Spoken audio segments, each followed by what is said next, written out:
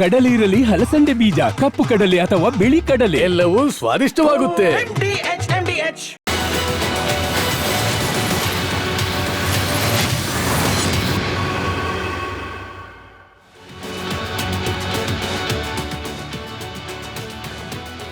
ನಮಸ್ಕಾರ, ನೀವು ನೋಡ್ತಾ ಇದ್ದೀರಾ ಕರ್ನಾಟಕ ಪ್ರೈಮ್ ಟೈಮ್. ನಾನು ಸ್ಮಿತಾ ರಂಗನಾಥ್.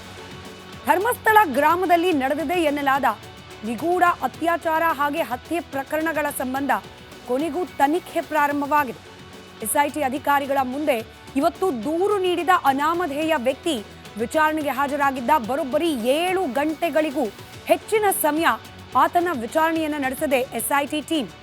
ಹಾಗಾದ್ರೆ ಈ ವಿಚಾರಣೆಯ ಹೈಲೈಟ್ಸ್ ಏನು, ಅದರ ಡೀಟೇಲ್ಸ್ ಅನ್ನ ಇವತ್ತಿನ ಕರ್ನಾಟಕ ಪ್ರೈಮ್ ಟೈಮ್ ನಲ್ಲಿ ಇಡ್ತೀವಿ. ಇದರ ಜೊತೆಗೆ ಧರ್ಮಸ್ಥಳ ಮಂಜುನಾಥ ಸನ್ನಿಧಿಯ ಭಕ್ತರು ಈ ಎಸ್ಐಟಿ ತನಿಖೆಗೆ ರಾಜ್ಯ ಸರ್ಕಾರ ನಿರ್ಧಾರ ಮಾಡಿದ್ದನ್ನೇ ತಪ್ಪು ಅಂತ ಮಾತನಾಡ್ತಿದ್ದಾರೆ.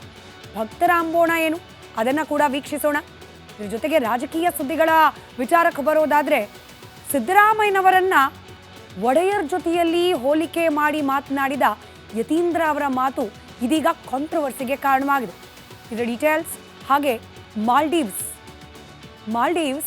ಹಾಗೆ ಅಲ್ಲಿನ ಅಧ್ಯಕ್ಷ ಭಾರತವನ್ನ ವಿರೋಧಿಸುವ ನಿಟ್ಟಿನಲ್ಲಿ ಕ್ರಮವನ್ನ ಕೈಗೊಂಡರು ತಮ್ಮ ಅಧ್ಯಕ್ಷಗಿರಿಯ ಪ್ರಾರಂಭಿಕ ಹಂತದಲ್ಲಿ. ಆದರೆ ಇದೀಗ ಮಾಲ್ಡೀವ್ಸ್ನ 60ನೇ ಸ್ವಾತಂತ್ರ್ಯ ದಿನಾಚರಣೆಯ ಸಂಭ್ರಮದ ಮುಖ್ಯ ಅತಿಥಿಯಾಗಿ ಭಾರತದ ಪ್ರಧಾನಿ ನರೇಂದ್ರ ಮೋದಿ ಅವರನ್ನ ಕರೆದಿದ್ದಾರೆ.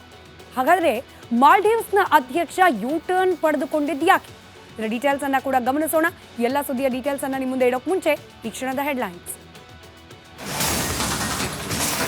ಜೋರಾಯಿತು ಧರ್ಮಸ್ಥಳ ಕೇಸ್ನ ತನಿಖೆ. ಇಷ್ಟು ವರ್ಷ ಸುಮ್ಮನಿದ್ದದ್ದೇಕೆ? ಶವ ಹೂತಿಟ್ರು, ಮಾಹಿತಿ ಕೊಡಲಿಲ್ಲ ಯಾಕೆ? ರೆಕಾರ್ಡ್ ಆಯಿತು ಆಗಂತುಕನ ಹೇಳಿಕೆ.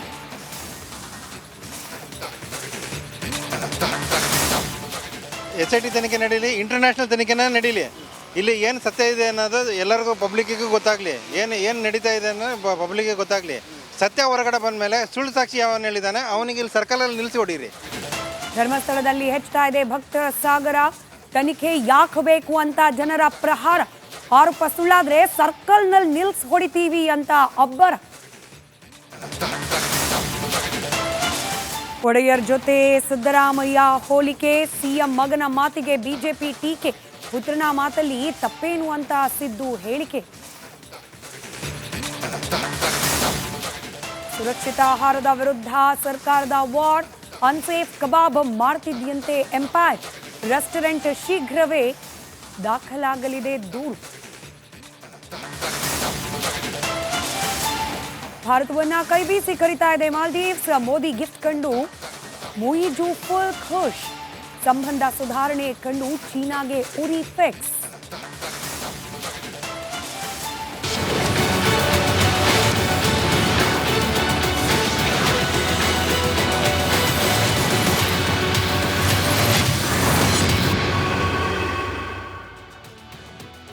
ಧರ್ಮಸ್ಥಳ ಮಂಜುನಾಥನ ಸನ್ನಿಧಿ ನ್ಯಾಯದೇವರು. ಈ ಕ್ಷೇತ್ರದಲ್ಲಿ ಅನೇಕ ಅನ್ಯಾಯಕ್ಕೆ ಒಳಗಾದವರಿಗೆ ನ್ಯಾಯ ಸಿಕ್ಕಿದೆ. ಯಾವುದು ತಪ್ಪು, ಯಾವುದು ಸುಳ್ಳು, ಯಾವುದರಲ್ಲಿ ಸತ್ಯ ಇದೆ, ಯಾವುದರಲ್ಲಿ ಮಿಥ್ಯ ಇದೆ ಅನ್ನೋದರ ತೀರ್ಮಾನವನ್ನ ಮಾಡುವ ಧರ್ಮಕ್ಷೇತ್ರ ಇದು ಅಂತ ಹೇಳಿ ಪರಿಗಣಿಸಲಾಗೋದು. ಆದರೆ ಈ ಕ್ಷೇತ್ರ ಕಳೆದ ಕೆಲ ವರ್ಷಗಳಿಂದ ಬೇಡದ ವಿಚಾರಕ್ಕೆ ಸುದ್ದಿ ಆಗ್ತಾ ಇದೆ. ಕೆಲವೊಂದು ವಿಚಾರಗಳಲ್ಲಿ ತನಿಖೆ ಆಗದ ಹೊರತು ಸತ್ಯಾಸತ್ಯತೆ ಬಯಲಾಗೋದಿಲ್ಲ ಅನ್ನೋ ಆರೋಪಕ್ಕೆ ಕಾರಣವಾಗ್ತಾ ಇತ್ತು. ಈ ರೀತಿಯ ತರ್ಕದ ನಡುವೆ ಮಂಜುನಾಥನ ಸನ್ನಿಧಿಗೂ ಈ ಆರೋಪಕ್ಕೂ ಸಂಬಂಧ ಇಲ್ಲ, ಆದರೆ ಬೇಕಂತಲೇ ಎರಡನ್ನೂ ಬೆಸೆಯುವ ಪ್ರಯತ್ನ ಮಾಡಲಾಗ್ತಾ ಇದೆ. ಇದರ ಹಿಂದೆ ಕಾಣದ ಕೈಗಳ ಹುನ್ನಾರ ಇದೆ ಅನ್ನುವ ಆರೋಪ ಕೂಡ. ಹೀಗೆ ಬೇರೆ ಬೇರೆ ಆಯಾಮದ ಆರೋಪ, ಅನುಮಾನ, ಇದೆಲ್ಲದರ ನಡುವೆ ಕಲಸಿ ಮೇಲೋಗ್ಗರವಾಗಿದ್ದ ಧರ್ಮಸ್ಥಳ ಗ್ರಾಮದಲ್ಲಿ ನಡೆದಿದೆ ಎನ್ನಲಾದ ಅತ್ಯಾಚಾರ, ಕೊಲೆ ಪ್ರಕರಣಗಳ ತನಿಖೆಯನ್ನ ಎಸ್ಐಟಿ ಕೊನೆಗೂ ಪ್ರಾರಂಭ ಮಾಡಿದೆ. ಯಾವಾಗ ಒಬ್ಬ ಅನಾಮಧೇಯ ವ್ಯಕ್ತಿ ಬಂದು ನ್ಯಾಯಾಲಯದ ಮುಂದೆ ತಾನೇ ಹೆಣಗಳನ್ನ ಹೂತಿಟ್ಟಿದ್ದಾಗಿ ಹೇಳಿಕೆ ನೀಡಿದ್ನೋ ದೇಶದಾದ್ಯಂತ ಧರ್ಮಸ್ಥಳದ ಈ ಪ್ರಕರಣ ಸದ್ದು ಮಾಡಲಿಕ್ಕೆ ಪ್ರಾರಂಭ ಮಾಡಿತು. ಇದೀಗ ಈತನ ಮಾತನ್ನೇ ಆಧಾರವಾಗಿಟ್ಕೊಂಡು ಎಸ್ಐಟಿ ಅಧಿಕಾರಿಗಳು ತನಿಖೆಯನ್ನ ಪ್ರಾರಂಭ ಮಾಡಿದ್ದಾರೆ. 7 ಗಂಟೆಗೂ ಅಧಿಕ ಕಾಲ ಈತನಿಂದಲೇ ಮತ್ತಷ್ಟು ಮಾಹಿತಿ ಸಂಗ್ರಹಿಸೋ ಪ್ರಯತ್ನ ಮಾಡಿದ್ದಾರೆ. ಇವತ್ತು ಬೆಳಗ್ಗಿನಿಂದ ಇಲ್ಲಿವರೆಗೂ ಆದ ಬೆಳವಣಿಗೆಗಳ ಒಂದು ಡೀಟೇಲ್ ರಿಪೋರ್ಟ್ ನಿಮ್ಮ ಮುಂದೆ.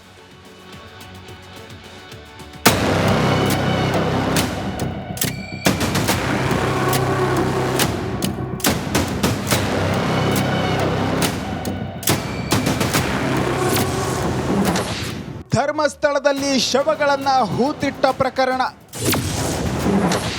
ಕರ್ಣ ಕಠೋರ, ಸತ್ಯ ಬಾಯ್ಬಿಟ್ಟನ ಅನಾಮಿಕ. ಕರ್ನಾಟಕದ ಪ್ರಶಾಂತ ದೇಗುಲ ನಗರಿ ಧರ್ಮಸ್ಥಳದಲ್ಲಿ ಒಂದು ಆಘಾತಕಾರಿ ವಿಚಾರ ಹೊರಬಂದಿದೆ. ಸ್ವಚ್ಛತಾ ಕಾರ್ಮಿಕನಾಗಿ ಕೆಲಸ ಮಾಡ್ತಿದ್ದ ವ್ಯಕ್ತಿ ತನ್ನಿಂದ ಬಲವಂತವಾಗಿ ನೂರಾರು ಮೃತದೇಹಗಳನ್ನು ಹೂಳುವಂತೆ ಮಾಡಿದ್ದು, ಮೃತರಲ್ಲಿ ಬಹುತೇಕರು ಅತ್ಯಾಚಾರ ಮತ್ತು ಹತ್ಯೆಗೆ ಒಳಗಾಗಿದ್ದರು ಎಂದು ಆರೋಪಿಸಿದ್ದಾನೆ. ಅದು ಆಘಾತದ ಜೊತೆ ಹಲವಾರು ಪ್ರಶ್ನೆಗಳು ಮೂಡುವಂತೆ ಮಾಡಿದೆ.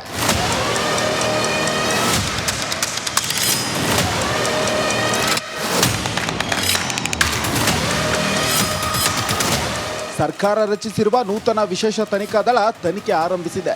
ಮಂಗಳೂರು ಎಸ್ಐಟಿ ಕಚೇರಿಯಲ್ಲಿ ಅನಾಮಿಕ ವ್ಯಕ್ತಿಗೆ ಅನುಚೇತ್ ಜಿತೇಂದ್ರ ದಯಾಮ ಸರಣಿ ಪ್ರಶ್ನೆ ಕೇಳಿದ್ದಾರೆ. ಯಾವುದೇ ವಿರಾಮ ನೀಡದೆ ತನಿಖೆ ಮಾಡಿದ್ದಾರೆ. ಎಸ್ಐಟಿ ಪ್ರಶ್ನೆಗಳ ಸುರಿಮಳೆ. ಯಾವ ಪ್ರದೇಶದಲ್ಲಿ ಶವ ಹೂತು ಹಾಕಿದ್ದೀರಿ? ನೀವು ಶವ ಹೂತು ಹಾಕಿದ್ದು ಯಾವಾಗ? ಎಷ್ಟು ಶವಗಳನ್ನು ಹೂತಿದ್ದೀರಿ? ನೀವೇ ನೇರವಾಗಿ ಶವ ಹೂತು ಹಾಕಿದ್ರಾ ಇಲ್ಲ ಯಾರಾದರೂ ಸಹಾಯ ಮಾಡಿದ್ದಾರಾ? ಶವ ಹೂಳುವಾಗ ಯಾರ್ಯಾರು ಇದ್ದರು? ಹೂಳುವಾಗ ಶವಗಳು ಯಾವ ಸ್ಥಿತಿಯಲ್ಲಿದ್ದವು? ಶವ ಹೂಳುವಂತೆ ಸೂಚಿಸಿದವರು ಯಾರು? ಯಾವ ವರ್ಷದಿಂದ ಶವ ಹೂಳಲು ಆರಂಭಿಸಿದಿರಿ? ಶವ ಹೂತಿಟ್ಟಿರುವ ಜಾಗ ತೋರಿಸಬಹುದಾ? ಹೂತಿಟ್ಟ ಶವಗಳಲ್ಲಿ ಮಹಿಳೆಯರ ಶವ ಎಷ್ಟು? ಶವಗಳ ಮೇಲೆ ದೌರ್ಜನ್ಯ ಹಲ್ಲೆಯ ಗುರುತು ಇತ್ತಾ ಎಂದು ಅನಾಮಿಕನಿಗೆ ಪೊಲೀಸರು ಪ್ರಶ್ನೆ ಕೇಳಿದ್ದಾರೆ.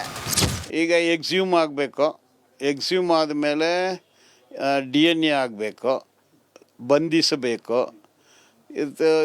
1 to 1 ಬಾಡಿ ಇವನ ಕೈಗೆ ಎಲ್ಲಿಂದ ಬಂತಂದು ಶುರು ಮಾಡಿದರೆ ಅವನು ಯಾರು, ಅವನಿಗೆ ಯಾರು ಬಾಡಿ ಡೆಡ್ ಬಾಡಿಗಳನ್ನ ಕೊಟ್ಟಿದ್ದು, ಅದು ಎಲ್ಲಿಂದ ಬಂತು, ಇದೆಲ್ಲ ತನಿಖೆ ಮಾಡಿದರೆ ನಿಜ ಬಂದೇ ಬರುತ್ತೆ.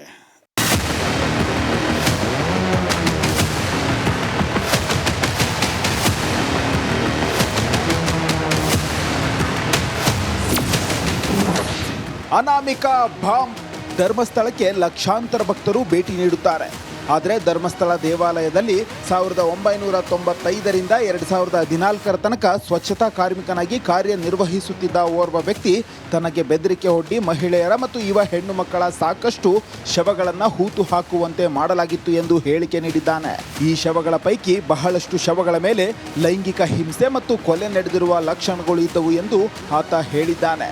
1995ರಿಂದ 2014ರವರೆಗಿನ ಹಳೆ ಪ್ರಕರಣಗಳಿಗೆ ಮರುಜೀವ ಸಿಗುವ ಸಾಧ್ಯತೆ ಇದೆ. ಅದೇ ಅವಧಿಯ ಶವಗಳು ಸಿಕ್ಕರೆ ದೊಡ್ಡ ಬೆಳವಣಿಗೆ ನಡೆಯಬಹುದು. ಶವಗಳ ಗುರುತು ಪತ್ತೆ ಹಚ್ಚಲು DNA ಪರೀಕ್ಷೆ ನಡೆಸುವ ಸಾಧ್ಯತೆ ಇದೆ.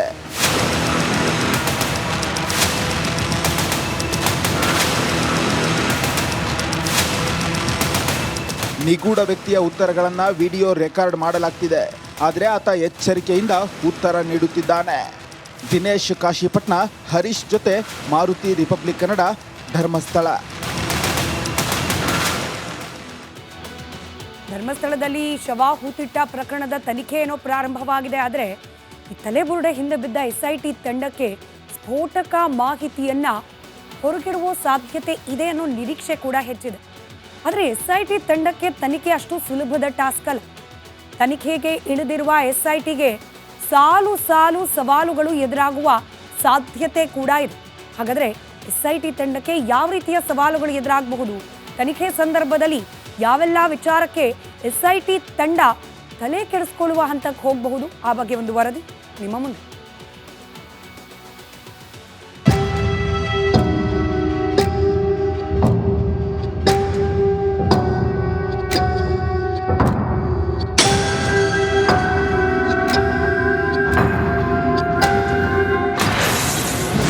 ಬಯಲಾಗುತ್ತಾ ಧರ್ಮಸ್ಥಳ ಸಮಾಧಿ ಕೇಸ್.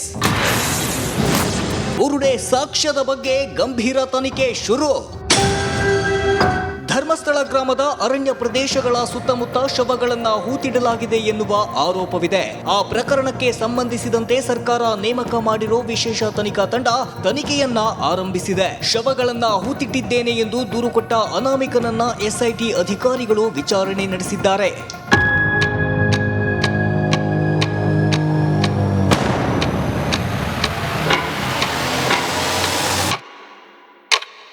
ಎಸ್ಐಟಿ ಮುಖ್ಯಸ್ಥ ಅನುಚೇತ್ ಹಾಗೂ ಎಸ್ಪಿ ಜಿತೇಂದ್ರ ಕುಮಾರ್ ದಯಾಮ ನೇತೃತ್ವದಲ್ಲಿ ತನಿಖೆ ಆರಂಭಗೊಂಡಿದೆ. ವಕೀಲರ ಜೊತೆ ದೂರು ಕೊಟ್ಟ ಅನಾಮಿಕ ವಿಚಾರಣೆಗೆ ಹಾಜರಾಗಿದ್ದಾನೆ. ಅಧಿಕಾರಿಗಳು ಬುರುಡೆ ಅಗಿದ ಜಾಗವನ್ನ ತೋರಿಸುವಂತೆ ನೋಟಿಸ್ ನೀಡುವ ಸಾಧ್ಯತೆ ಇದೆ ಎನ್ನಲಾಗ್ತಿದೆ. ಅನಾಮಿಕ ಕೊಟ್ಟ ಬುರುಡೆ FSL ಲ್ಯಾಬ್ನಲ್ಲಿದೆ. ಆದರೆ ಈ ಬುರುಡೆ ಧರ್ಮಸ್ಥಳ ಗ್ರಾಮದಿಂದಲೇ ತೆಗೆದಿದ್ದ, ಬೇರೆ ಕಡೆಯಿಂದ ತೆಗೆದಿದ್ದ ಎಂಬ ಬಗ್ಗೆ ತನಿಖೆಗೆ SIT ಮುಂದಾಗಿದೆ. ಅನಾಮಿಕ ದೂರುದಾರನ ಮೂಲಕವೇ ಬುರುಡೆ ಅಗಿದ ಜಾಗದ ಪರಿಶೀಲನೆಗೆ ಅಧಿಕಾರಿಗಳು ಮುಂದಾಗಲಿದ್ದಾರೆ ಎನ್ನಲಾಗ್ತಿದೆ.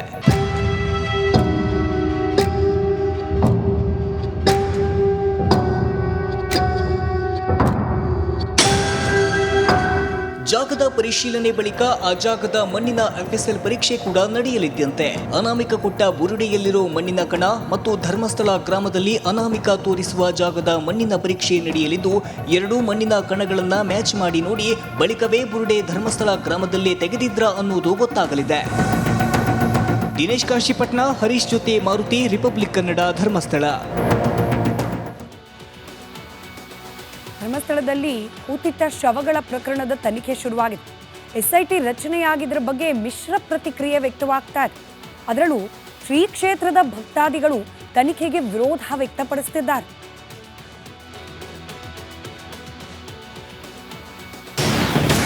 ನಮ್ಮ ದೇವರು ತಪ್ಪು ಮಾಡಿಲ್ಲ, ಇದೆಲ್ಲ ಷಡ್ಯಂತ್ರ.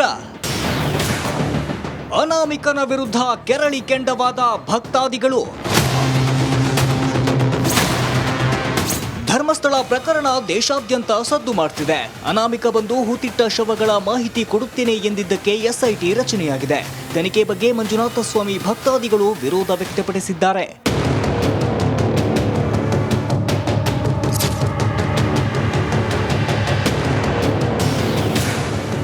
SIT ತನಿಖೆ ಮಾಡುವುದೇ ಸರಿ ಇಲ್ಲ.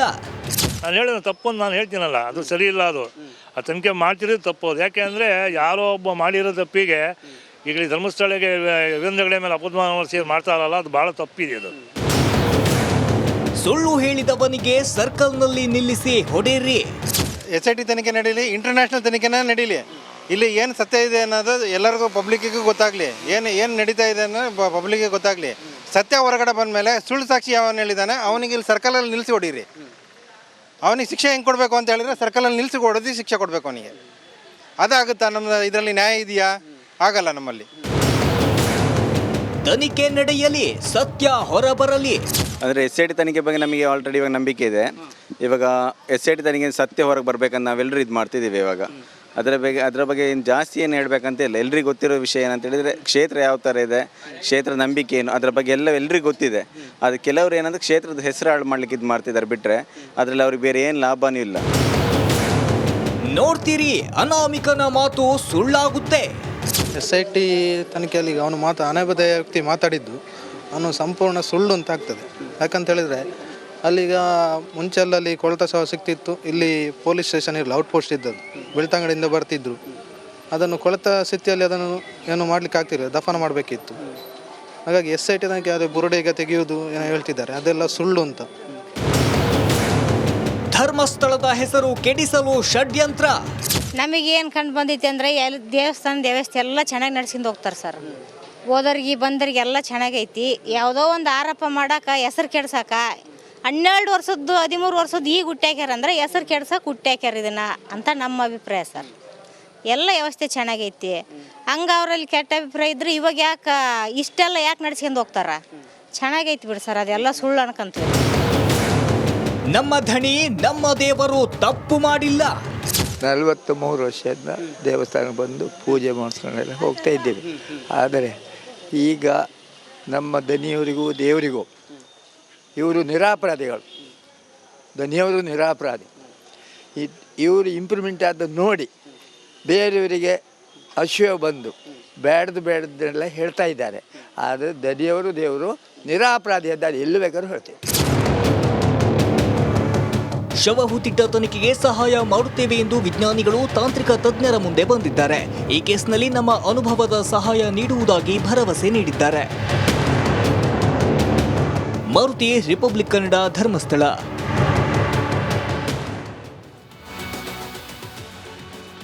ನಮ್ಮ ರಾಜ್ಯದ ಉತ್ತರ ಭಾಗ ಅಥವಾ ಉತ್ತರ ಕರ್ನಾಟಕ ಭಾಗ ಅಭಿವೃದ್ಧಿಯಲ್ಲಿ ಯಾಕೆ ಹಿಂದೆ ಉಳಿದಿದೆ ಅನ್ನೋ ಪ್ರಶ್ನೆಗೆ ಬೇರೆ ಬೇರೆ ಆಯಾಮದ ಉತ್ತರಗಳು ಸಿಗ್ತಾ ಹೋಗುತ್ತೆ. ಉತ್ತರ ಕರ್ನಾಟಕ ಭಾಗಕ್ಕೆ ಕಂಪೇರ್ ಮಾಡಿ ನೋಡಿದಾಗ ದಕ್ಷಿಣ ಭಾಗದಲ್ಲಿರ್ತಕ್ಕಂಥ ಜಿಲ್ಲೆಗಳು ಅಭಿವೃದ್ಧಿಯಲ್ಲಿ ಮುಂದಿರೋದು ಯಾಕೆ ಅಂದರೆ ಅದಕ್ಕೆ ಸಿಗೋ ಸ್ಪಷ್ಟ ಉತ್ತರ ಅದು ಮೈಸೂರು ಒಡೆಯರ ಆಳ್ವಿಕೆ. ಅಂಥ ಧೀಮಂತರ ಜೊತೆಯಲ್ಲಿ ಮುಖ್ಯಮಂತ್ರಿ ಸಿದ್ದರಾಮಯ್ಯ ಅವರನ್ನ ಹೋಲಿಕೆ ಮಾಡುವ ಕೆಲಸ ಇದೀಗ ಆರಂಭ ಆಗಿದೆ. ಇದೇ ವಿಚಾರ ಬಿಜೆಪಿ ವರ್ಸಸ್ ಕಾಂಗ್ರೆಸ್ ಅನ್ನೋ ಮಾತಿನ ಜಟಾಪಟಿಗೆ ಕಾರಣವಾಗಿದೆ. ನಾಲ್ವಡಿ ಕೃಷ್ಣರಾಜ ಮಹಾರಾಜರು ಎಷ್ಟು ಮೈಸೂರಿಗೆ ಡೆವಲಪ್ಮೆಂಟ್ ಮಾಡಿದ್ದಾರೆ, ಅದಕ್ಕಿಂತ ಹೆಚ್ಚು ಅಥವಾ ಅದರಷ್ಟೇ ಅನುದಾನನ ನಮ್ಮ ಸರ್ಕಾರ ಸಿದ್ದರಾಮಯ್ಯ ನೇತೃತ್ವದಲ್ಲಿ ಕೊಟ್ಟಿದೆ.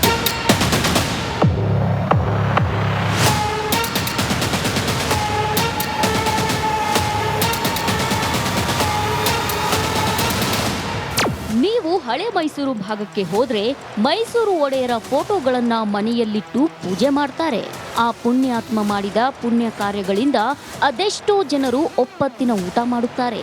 ಆದ್ರೀಗ ನಾಲ್ವಡಿ ಕೃಷ್ಣರಾಜ ಒಡೆಯರಷ್ಟೇ ಸಿಎಂ ಸಿದ್ದರಾಮಯ್ಯರನ್ನ ಹೋಲಿಸೋ ಕೆಲಸ ಶುರುವಾಗಿದೆ.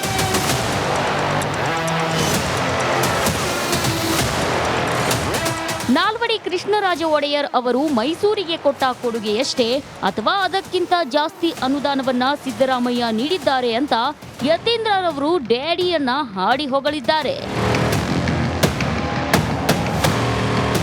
ಇವತ್ತು ಮೈಸೂರಿಗೆ ಸಿದ್ದರಾಮಯ್ಯ ಅವರು ಮುಖ್ಯಮಂತ್ರಿಗಳಾಗಿದ್ದಾಗಂತ ಕೊಟ್ಟಂಥ ಅನುದಾನಗಳು ಬಿಟ್ಟರೆ ಬೇರೆ ಇನ್ಯಾವ ಅನುದಾನಗಳು ಕೂಡ ಬಂದಿಲ್ಲ. ಸೊ ನಾಲ್ವಡಿ ಕೃಷ್ಣರಾಜ ಮಹಾರಾಜರು ಎಷ್ಟು ಮೈಸೂರಿಗೆ ಡೆವಲಪ್ಮೆಂಟ್ ಮಾಡಿದ್ದಾರೆ, ಅದಕ್ಕಿಂತ ಹೆಚ್ಚು ಅಥವಾ ಅದರಷ್ಟೇ ಅನುದಾನನ ನಮ್ಮ ಸರ್ಕಾರ ಸಿದ್ದರಾಮಯ್ಯ ನೇತೃತ್ವದಲ್ಲಿ ಕೊಟ್ಟಿದೆ. ಸೊ ಹಾಗಾಗಿ ಸಾಧನಾ ಸಮಾವೇಶದಲ್ಲಿ ಏನೂ ಮಾಡಿಲ್ಲ ಅಂತ ಹೇಳಿದ್ರೆ ಬರೀ ವಿಪಕ್ಷಗಳು ಟೊಳ್ಳು ಟೀಕೆ. ಸಿದ್ದರಾಮಯ್ಯರನ್ನ ಕೃಷ್ಣರಾಜ ಒಡೆಯರ್ಗೆ ಹೋಲಿಕೆ ಮಾಡಿದ್ದಕ್ಕೆ ಯತೀಂದ್ರ ವಿರುದ್ಧ ಜನ ಕಿಡಿಕಾರಿದ್ದಾರೆ. ಆನೆನೇ ಇರುವೇನೆ ಎಂದಿದ್ದಾರೆ. ಮಹಾರಾಜರೇ, ನಮ್ಮ ಮುಖ್ಯಮಂತ್ರಿನೇ, ಅದನ್ನು ನೀವು ಕಂಪೇರ್ ಮಾಡೋಕ್ಕಾಗಲ್ಲ. ಮಹಾರಾಜರನ್ನ ಯಾವತ್ತೂ ನಾವು ಅಳ್ಗಳಿಬಾರ್ದು. ಅವರು ನಮಗೆ ಇವತ್ತು ಕೊಟ್ಟಿರೋಂಥ ಕೊಡುಗೆನ ನೆನೆಸ್ಕೊಳ್ಳೋಕ್ಕೂ ಆಗಲ್ಲ. ನಮ್ಮ ಇತಿಹಾಸದಲ್ಲಿ ನಾವು 1 ಎಕರೆ ಜಮೀನು ಯಾರಿಗಾರ ದಾನ ಕೊಡೋಕ್ಕಾಗದ ನಾವು ಅಂಥದ್ರಲ್ಲಿ ಇಷ್ಟಂತ ಎಕರೆ ಜಮೀನು ಅವ್ರು ದಾನ ಕೊಟ್ಟರು ಅವ್ರನ್ನೇ ಸರಿಯಿಲ್ಲ ಅಂತ ಇಂಥ ಹೇಳೋ ಜನಕ್ಕೆ ನಾವು ಎಂಥ ಮುಟ್ಟಾಳ್ರು ಅಂತ ಹೇಳ್ತೀವಿ ನಾವು ಅಷ್ಟೇ. ಮೈಸೂರನ್ನಾಳಿದ ಪ್ರತಿ ಮಹಾರಾಜರು ಅಭಿವೃದ್ಧಿಯ ಬೀಜ ಬಿತ್ತಿದ್ದಾರೆ. ಸಿದ್ದರಾಮಯ್ಯ ಕೊಡುಗೆಗೆ 2018ರಲ್ಲಿ ಜನ ತಕ್ಕ ಉತ್ತರ ನೀಡಿದ್ದಾರೆ ಅಂತ ಮೈಸೂರು ಒಡೆಯರ್ ಯದುವೀರವರು ಕಿಡಿಕಾರಿದ್ದಾರೆ. ಬಂದು ಬೀದಿಗೆ ಬಂದು ನೋಡ್ಲಿ ಏನೇನು ಸಂಕಷ್ಟಗಳಿದಾವೆ ಅಂತ ಜನಗೆ.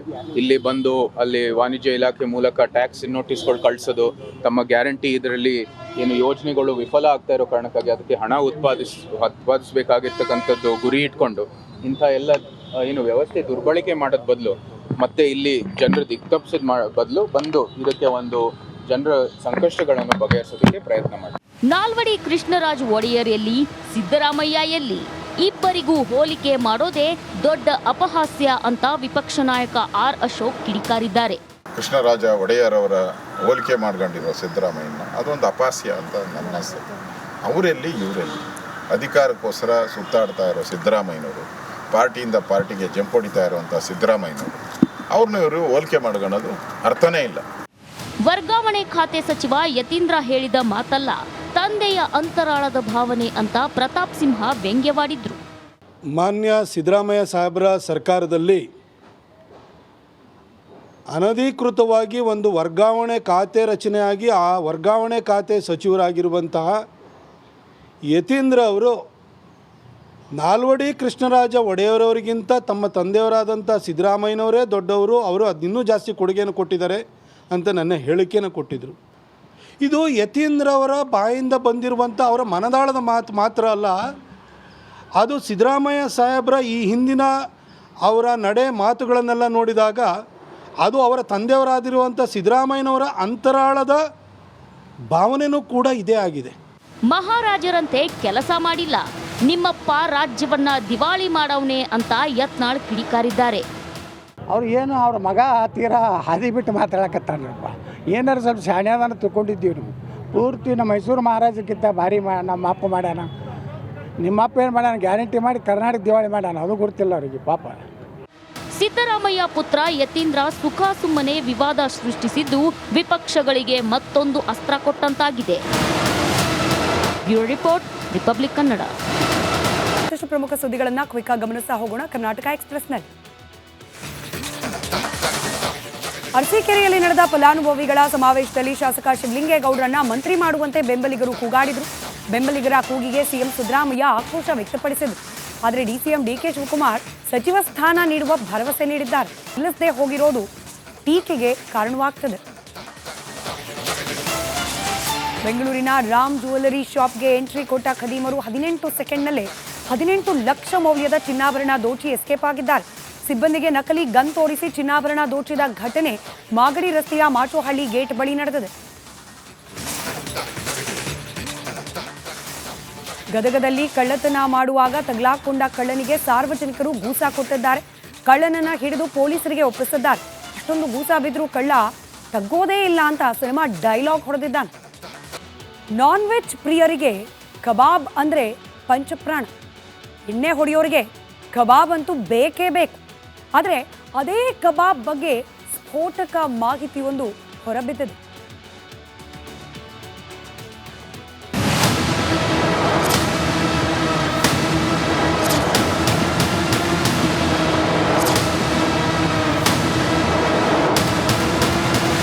ಕಬಾಬ್ ಕಬಾಬ್ ಬೆಳ್ಳುಳ್ಳಿ ಕಬಾಬ್, ಆಹಾ, ತಿಂತಾ ಇದ್ರೆ ಅದ್ರ ಮಜಾನೇ ಬೇರೆ. ನಿಂಬೆ ಹುಳಿ, ಸ್ವಲ್ಪ ಈರುಳ್ಳಿ, ಕೆಂಪು ಚಟ್ನಿ ಇದ್ಬಿಟ್ರೆ ಸ್ವರ್ಗಕ್ಕೆ ಮೂರೇ ಗೇಣು. ಹೀಗೆ ಹೇಳ್ತಾ ಕಬಾಬ್ ತಿನ್ನೋ ಮುನ್ನ ಹುಷಾರ್ ಹುಷಾರ್.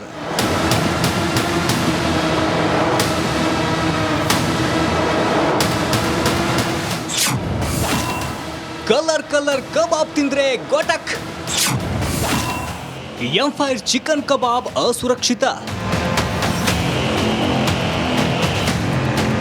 ಕಲರ್ ಕಲರ್ ಕಬಾಬು, ಗ್ರೇನ್ ಚಿಕನ್, ತಂದೂರಿ, ಹಿಂಗೆ ವೆರೈಟಿ ಐಟಮ್ಸ್ ಅಂದ್ರೆ ನಾನ್ ವೆಜ್ ಫುಡ್ ಪ್ರಿಯರಿಗೆ ಪಂಚಪ್ರಾಣ. ಅದರಲ್ಲೂ ಬೆಂಗಳೂರಿನ ಎಂಪೈರ್ ಹೋಟೆಲ್ ನಾನ್ ವೆಜ್ ಅಂದ್ರೆ ಅದಕ್ಕೆ ಅಂತಾನೆ ಒಂದು ಫ್ಯಾನ್ಸ್ ಬೇಸ್ ಇದೆ. ಇಂತಹ ಪ್ರಖ್ಯಾತಿ ಹೊಂದಿರುವ ಹೋಟೆಲ್ನ ಕಬಾಬು ಅಸುರಕ್ಷಿತ ಅಂತ ಆಹಾರ ಸುರಕ್ಷಿತ ಹಾಗೂ ಗುಣಮಟ್ಟ ಇಲಾಖೆ ವರದಿ ನೀಡಿದೆ.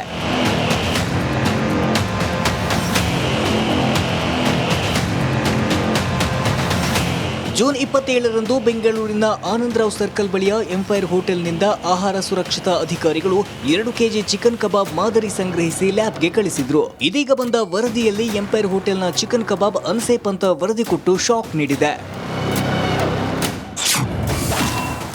ಎಂಪೈರ್ ಹೋಟೆಲ್ ವಿರುದ್ಧ ಕೇಸ್. ಎಂಪೈರ್ ಹೋಟೆಲ್ ಮಾಲೀಕನಿಗೂ ನೋಟಿಸ್ ಕೊಟ್ಟಿದ್ದು ಆರೋಗ್ಯ ಇಲಾಖೆ ಹೋಟೆಲ್ ವಿರುದ್ಧ ಕ್ರಮಕ್ಕೆ ಮುಂದಾಗಿದೆ. ಹಾಗಂತ ಕೇವಲ ಎಂಪೈರ್ ಹೋಟೆಲ್ ಅಷ್ಟೇ ಅಲ್ಲ, ಬೆಂಗಳೂರಿನ ಬಹುತೇಕ ಹೋಟೆಲ್ಗಳು ಕಬಾಬ್ಗೆ ಕೆಮಿಕಲ್ ಕಲರ್ ಬಳಕೆ ಮಾಡ್ತಿದ್ದಾರೆ.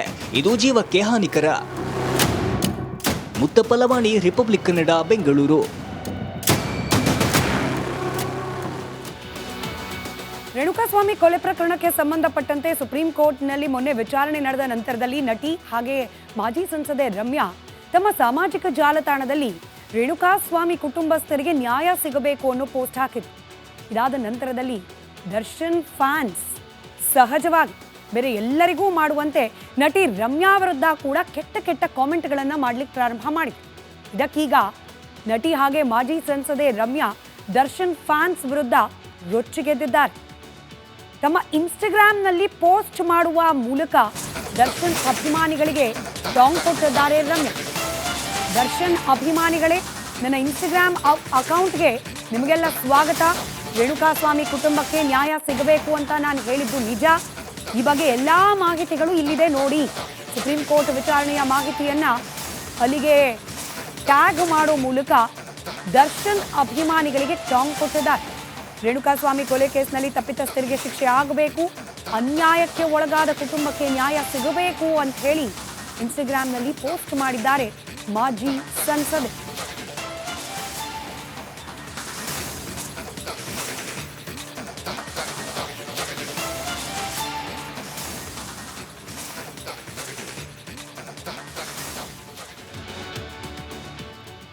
ಮೊನ್ನೆ ರಾಹುಲ್ ಗಾಂಧಿ ಕೊಟ್ಟ ಹೇಳಿಕೆ, ಕರ್ನಾಟಕದಲ್ಲಿ ನಡೆದ ಲೋಕಸಭಾ ಚುನಾವಣೆ ಸಂದರ್ಭದಲ್ಲಿ ಒಂದು ಕ್ಷೇತ್ರದಲ್ಲಿ ಅಕ್ರಮ ಆಗಿದೆ ಅಂತ ರಾಹುಲ್ ಗಾಂಧಿ ಅವರು ಈ ಸ್ಟೇಟ್ಮೆಂಟ್ ಕೊಟ್ಟ ನಂತರದಲ್ಲಿ ಏನೆಲ್ಲ ಆಯಿತು ಗಮನಿಸಿದ್ರೆ, ಡಿಕೆ ಶಿವಕುಮಾರ್ ಅವರಂತೂ ನೇರವಾಗಿ ಬೆಂಗಳೂರು ಗ್ರಾಮಾಂತರ ಲೋಕಸಭಾ ಕ್ಷೇತ್ರದಲ್ಲೇನೆ ಅಕ್ರಮವಾಗಿ ವೋಟಿಂಗ್ ನಡೆದಿದೆ ಅಂತ ಹೇಳಬಿಟ್ಟು ಅಲ್ಲಿಗೆ ದೇಶದಲ್ಲಿ ಚುನಾವಣಾ ಅಕ್ರಮ ಪ್ರಕರಣ ಭಾರಿ ಸದ್ದು ಮಾಡಲಿಕ್ಕೆ ಪ್ರಾರಂಭ ಆಯಿತು. ಡಿಕೆ ಶಿವಕುಮಾರ್, ರಾಹುಲ್ ಗಾಂಧಿ ಮಾಡಿದ ಆರೋಪಗಳು ಸಂಚಲನಕ್ಕೆ ಕಾರಣವಾಯಿತು. ಇದರ ಮಧ್ಯೆ ಬಿಜೆಪಿ ಕೂಡ ಈ ವಿಚಾರಕ್ಕೆ ಸಖತ್ತಾಗಿ ಕೌಂಟರ್ ಕೊಡ್ತದೆ. I made a very detailed investigation on even my Bangalore rural constituency also. Lot of golmals have been done.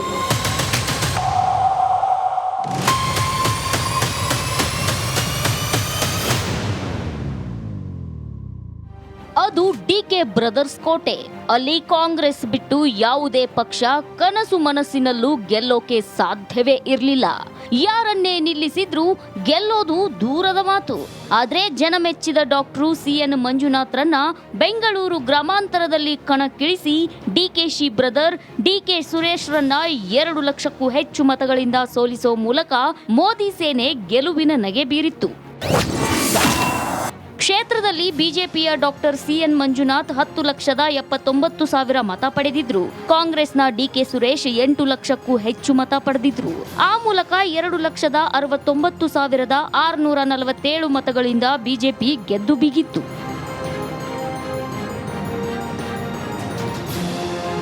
Bengaluru ಗ್ರಾಮಾಂತರ ಚುನಾವಣೆಯಲ್ಲಿ ಬಿಜೆಪಿ ಗೆಲುವಿನ ಬಗ್ಗೆ ಕಾಂಗ್ರೆಸ್ಗೆ ಅನುಮಾನ ಶುರುವಾಗಿದೆ. ಚುನಾವಣಾ ಅಕ್ರಮ ನಡೆದಿದೆ ಅಂತ ಉಪಮುಖ್ಯಮಂತ್ರಿ ಡಿಕೆ ಶಿವಕುಮಾರ್ ಬಾಂಬ್ ಸಿಡಿಸಿದ್ದಾರೆ. I also agree with Rahul Gandhi. Even I also have a very thorough this one.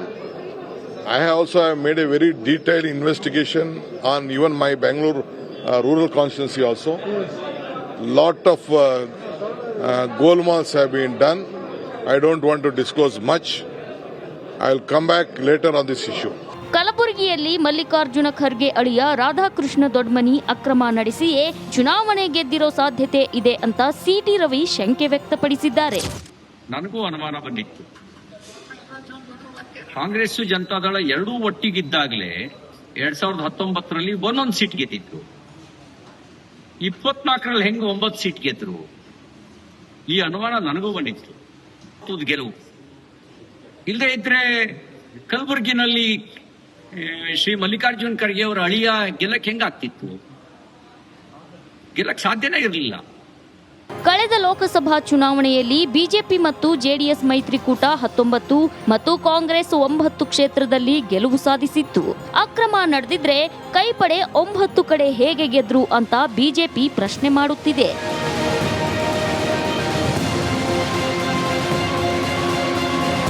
Bureau report, Republic Kannada.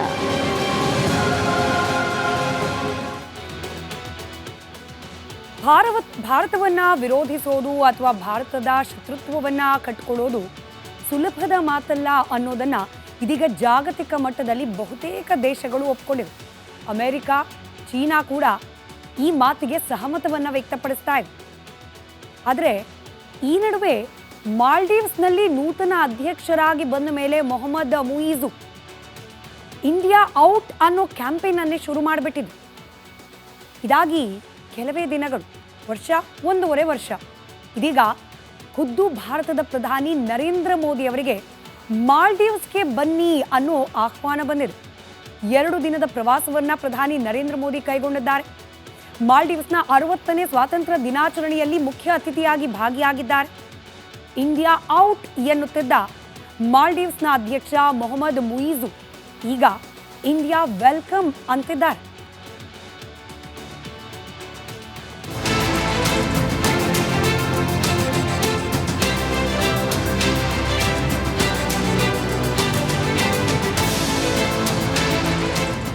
ಇಡೀ ವಿಶ್ವವೇ ಭಾರತಕ್ಕೆ ಊಗೆ ಊಗೆ ಅನ್ನುತ್ತಿದೆ. ಭಾರತದ ಜೊತೆ ಸ್ನೇಹ ಬೆಳೆಸಲು Russia, America, UK, Germany, China ಸೇರಿದಂತೆ ದೊಡ್ಡ ದೊಡ್ಡ ರಾಷ್ಟ್ರಗಳೇ ನಾ ಮುಂದು ತಾ ಮುಂದು ಎನ್ನುತ್ತಿದೆ.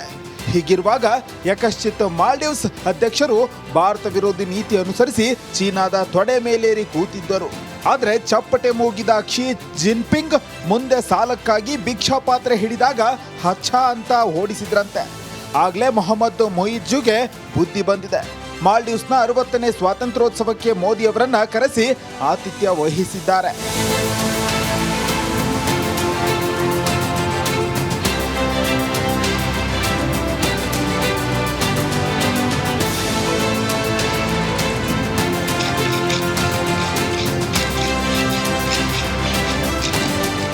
ಸುಮ್ಮನೆ ಇರಲಾರ್ದೆ ಇರುವೆ ಬಿಟ್ಕೊಂಡ್ರಂತೆ ಅನ್ನೋ ಹಾಗಾಗಿದೆ ಮಾಲ್ಡೀವ್ನ ಪರಿಸ್ಥಿತಿ. ಭಾರತದ ವಿರುದ್ಧ ಮಾತನಾಡುವ ಮೂಲಕ ಮಾಲ್ಡೀವ್ಸ್ ತನ್ನ ಮೇಲೆ ತಾನೇ ಚಪ್ಪಡಿ ಕಲ್ಲು ಎಳೆದುಕೊಂಡಿದೆ. ಬುದ್ಧಿ ಬಂದ ಬಳಿಕ ಪ್ರಧಾನಿ ಮೋದಿ ಅವರನ್ನ ಆಹ್ವಾನಿಸಿ ಭಾರತವನ್ನ ಹಾಡಿ ಹೊಗಳೋ ಸ್ಥಿತಿಗೆ ಬಂದಿದ್ದಾರೆ Mohammed ಮುಯಿಜ್ಜು. We are delighted to reciprocate that friendship and goodwill in the spirit of the close ties between our two nations. Excellency, first of all, let me convey my heartiest congratulations to Your Excellency on becoming the second longest serving Prime Minister of India today. This remarkable milestone, 4,078 consecutive days in office, is a testament to your unwavering commitment to public service. Bharat Maldives 6 ಒಪ್ಪಂದಗಳಿಗೆ ಅಂಕಿತ ಹಾಕಿವೆ. ಮೀನುಗಾರಿಕೆ, ಜಲಚರ ಸಾಕಣೆ, ಹವಾಮಾನ ರಕ್ಷಣೆ, digital ಮೂಲಸೌಕರ್ಯ, UPI ಮತ್ತು ಭಾರತೀಯ ಔಷಧದ ಬಗ್ಗೆ ಒಪ್ಪಂದ ನಡೆದಿವೆ. ಜೊತೆಗೆ ಮಾಲ್ಡೀವ್ಸ್ ಮೂಲಸೌಕರ್ಯ ಅಭಿವೃದ್ಧಿಗಾಗಿ 4,850 ಕೋಟಿ ಸಾಲ ನೀಡಲು ಭಾರತ ಮುಂದಾಗಿದೆ.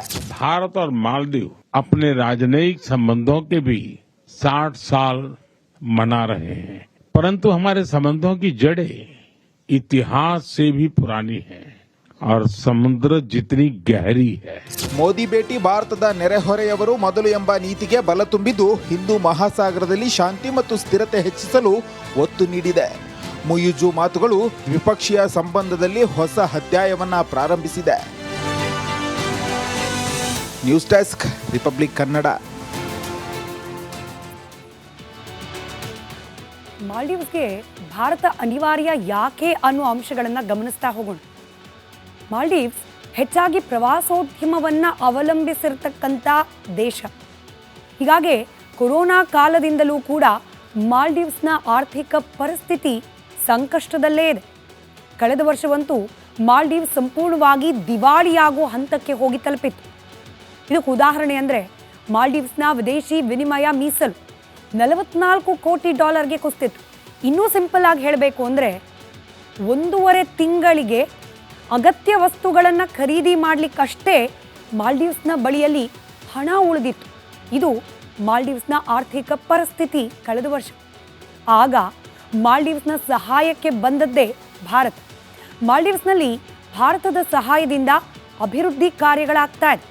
ಈಗೇನು 2 ದಿನಗಳ ಕಾಲ ಪ್ರಧಾನಿ ನರೇಂದ್ರ ಮೋದಿ ಅವರು ಭೇಟಿ ಕೊಟ್ಟಿದ್ದಾರೆ. ಈ ಸಂದರ್ಭದಲ್ಲೂ ಕೂಡ ಬರೋಬ್ಬರಿ $565 ಮಿಲಿಯನ್ ಕ್ರೆಡಿಟ್ ಲೈನ್ ಅಂದರೆ ಸಾಲವನ್ನು ಬೇರೆ ಬೇರೆ ಅಭಿವೃದ್ಧಿ ಕಾರ್ಯಗಳಿಗೆ ಮಾಲ್ಡೀವ್ಸ್ಗೆ ಕೊಡೋ ಒಪ್ಪಂದ ಕೂಡ ಆಗಿದೆ 2 ದೇಶಗಳ ನಡುವೆ. ಇದರ ಜೊತೆಯಲ್ಲೇ ಭಾರತದ ಜೊತೆ ಉತ್ತಮ ಸಂಬಂಧ ಇದ್ದರೆ ಮಾಲ್ಡೀವ್ಸ್ಗೆ ಒಳ್ಳೆಯದು ಅನ್ನೋದು ತಡವಾಗಿಯಾದರೂ ಅಲ್ಲಿನ ಅಧ್ಯಕ್ಷರಿಗೆ ನೆನಪಾಗಿದೆ. ಮಾಲ್ಡೀವ್ಸ್ ಆರ್ಥಿಕತೆಗೆ ಪ್ರವಾಸೋದ್ಯಮ ಸಿಂಹಪಾಲು. 28% ಕೊಡುಗೆಯನ್ನು ಕೊಡುತ್ತೆ ಪ್ರವಾಸೋದ್ಯಮ. ಮಾಲ್ಡೀವ್ಸ್ಗೆ ಹೆಚ್ಚಿನ ಸಂಖ್ಯೆಯಲ್ಲಿ ಪ್ರವಾಸಕ್ಕೆ ಹೋಗೋರು ಭಾರತೀಯರು ಕೈ ಕೊಟ್ಟರೆ ಮಾಲ್ಡೀವ್ಸ್ ಬೀದಿಗೆ ಬರುತ್ತೆ. ಇದೇ ಕಾರಣಕ್ಕೆ ಭಾರತದ ಕಾಲು ಹಿಡಿದಿದ್ದಾರೆ ಅಲ್ಲಿನ ಅಧ್ಯಕ್ಷ ಮೊಹಮ್ಮದ್ ಮುಯಿಜ್ಜು. ಮುಂದಿನ ಸುದ್ದಿ ಕಡೆ ಗಮನ ಕೊಡೋಣ. ರೇಣುಕಾಸ್ವಾಮಿ ಕೊಲೆ ಪ್ರಕರಣದ ಆರೋಪಿ ದರ್ಶನ್ ಪವಿತ್ರ ಗೌಡ ಸಂಕಷ್ಟದ ದಿನಗಳನ್ನು ದೂಡ್ತಾ ಇದ್ದಾರೆ. ಸುಪ್ರೀಂ ಕೋರ್ಟ್ ವಿಚಾರಣೆ ನೋಡಿ ಬರೋಬ್ಬರಿ 7 ಆರೋಪಿಗಳಿಗೆ ಟೆನ್ಷನ್ ಶುರುವಾಗಿದೆ. ಕೋರ್ಟ್ ಶಾಕ್ ಕೊಡಬಹುದು ಅನ್ನೋ ಭಯದ ಮಧ್ಯೆ ದರ್ಶನ್ ಥೈಲ್ಯಾಂಡ್ನಿಂದ ಬೆಂಗಳೂರಿಗೆ ವಾಪಸ್ ಬಂದಿದ್ದಾರೆ.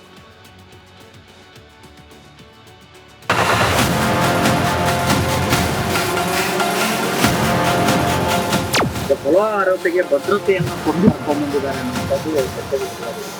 ಇಲ್ಲ, ನನಗೆ ಗೊತ್ತಿಲ್ಲ ಅದು ಅವರು ಭದ್ರತೆ ಕೊಟ್ಟಿದ್ದಾರಾ ಅಥವಾ ಬೇರೆ ರೀತಿಯಲ್ಲಿ ಮಾಡಿದ್ದಾರೆ ಗೊತ್ತಿಲ್ಲ.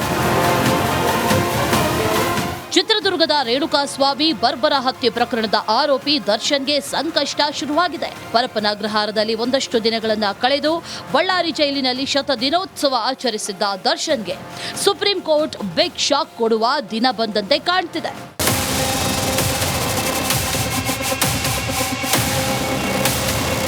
ಜಾಮೀನು ರದ್ದು ಭೀತಿ ಮಧ್ಯೆ ದರ್ಶನ್ ಬೆಂಗಳೂರಿಗೆ ವಾಪಸ್ ಆಗಿದ್ದಾರೆ. ಮೊನ್ನೆಯಷ್ಟೇ ಜಾಮೀನು ರದ್ದು ಕೋರಿ ಸಲ್ಲಿಸಿದ್ದ ಅರ್ಜಿಯ ವಿಚಾರಣೆಯನ್ನ ಸುಪ್ರೀಂ ಕೋರ್ಟ್ ಪೂರ್ಣಗೊಳಿಸಿದ್ದು ಅಂತಿಮ ತೀರ್ಪನ್ನ ಮುಂದಿನ ವಾರಕ್ಕೆ ಕಾಯ್ದಿರಿಸಿದೆ.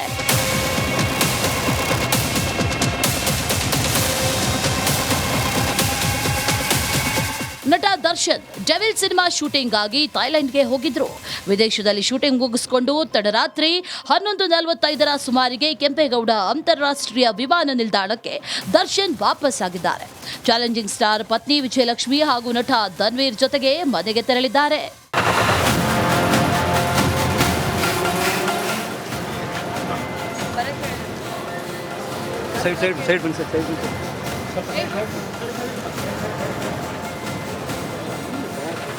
ಕೊಲೆ ಆರೋಪಿ ದರ್ಶನ್ಗೆ ಪೊಲೀಸ್ ಭದ್ರತೆ ನೀಡಿದ್ದಾರೆ ಎಂದಲಾಗ್ತಿದೆ.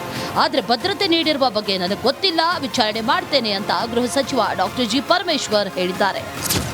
ಆರೋಪಿಗೆ ಭದ್ರತೆಯನ್ನು ಕೊಟ್ಟು ಕರ್ಕೊಂಡ್ ಬಂದಿದ್ದಾರೆ ಅನ್ನುವಂಥದ್ದು ಚರ್ಚೆಗೆ ಶುರುವಾಗಿದೆ.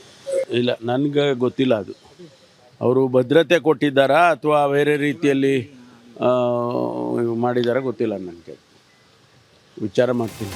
ಪವಿತ್ರ ಗೌಡ, ದರ್ಶನ್, ಪ್ರದೋಷ್, ಲಕ್ಷ್ಮಣ್, ನಾಗರಾಜ್, ಅನುಕುಮಾರ್, ಜಗದೀಶ್ಗೆ ಹೈಕೋರ್ಟ್ ಜಾಮೀನು ನೀಡಿತ್ತು. ಇದನ್ನು ಪ್ರಶ್ನಿಸಿ ರಾಜ್ಯ ಸರ್ಕಾರ ಸುಪ್ರೀಂ ಕೋರ್ಟ್ ಮೆಟ್ಟಿಲೇರಿತ್ತು. ಮೊನ್ನೆ ಜಾಮೀನು ರದ್ದು ಕೋರಿ ಸಲ್ಲಿಸಿದ ಅರ್ಜಿಯ ವಿಚಾರಣೆಯನ್ನ ಸುಪ್ರೀಂ ಕೋರ್ಟ್ ಪೂರ್ಣಗೊಳಿಸಿದ್ದು ಅಂತಿಮ ತೀರ್ಪನ್ನ ಮುಂದಿನ ವಾರಕ್ಕೆ ಕಾಯ್ದಿರಿಸಿದೆ. ಒಂದು ವೇಳೆ ಜಾಮೀನು ರದ್ದಾದರೆ ಪವಿತ್ರ ಗೌಡ, ದರ್ಶನ್ ಸೇರಿದಂತೆ 7 ಜನ ಜೈಲು ಪಾಲಾಗೋದು ಪಕ್ಕಾ. News desk, Republic Kannada. ನಟ ಪ್ರಥಮ್ಗೆ ಕೆಲವರು ಕೊಲೆ ಬೆದರಿಕೆ ಹಾಕಿದ್ದಾರೆ ಎನ್ನಲಾಗ್ತಾ ಇದ್ದು ಡ್ರ್ಯಾಗರ್ ತೋರಿಸಿ ಆವಾಜ್ ಹಾಕಿದ್ದಾರಂತೆ. ರೌಡಿಗಳ ಜೊತೆಗೆ ನಟರೊಬ್ಬರ ಮಗ ಕಾಣಿಸಿಕೊಂಡಿದ್ದು ಹಲವು ಅನುಮಾನ ಮೂಡಿಸಿದೆ.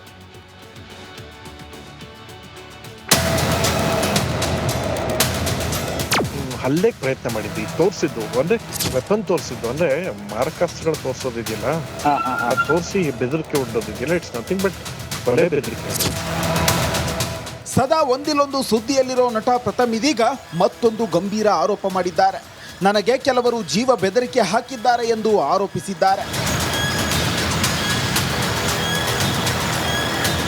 ಬಿಗ್ ಬಾಸ್ ಸೀಸನ್ 4 ಕಾರ್ಯಕ್ರಮದ ವಿಜೇತ ಹಾಗೂ ನಟ ಪ್ರಥಮ್ ಮೇಲೆ ಹಲ್ಲೆಗೆ ಯತ್ನ ನಡೆದಿದೆ ಎನ್ನಲಾಗ್ತಿದೆ. ದೊಡ್ಡಬಳ್ಳಾಪುರದ ದೇವಸ್ಥಾನಕ್ಕೆ ತೆರಳಿದ್ದ ಸಂದರ್ಭದಲ್ಲಿ ಯುವಕರ ಗುಂಪೊಂದು ನಟ ಪ್ರಥಮ್ಗೆ ಡ್ರ್ಯಾಗರ್ ತೋರಿಸಿ ಜೀವ ಬೆದರಿಕೆ ಹಾಕಿದ್ದಾರಂತೆ.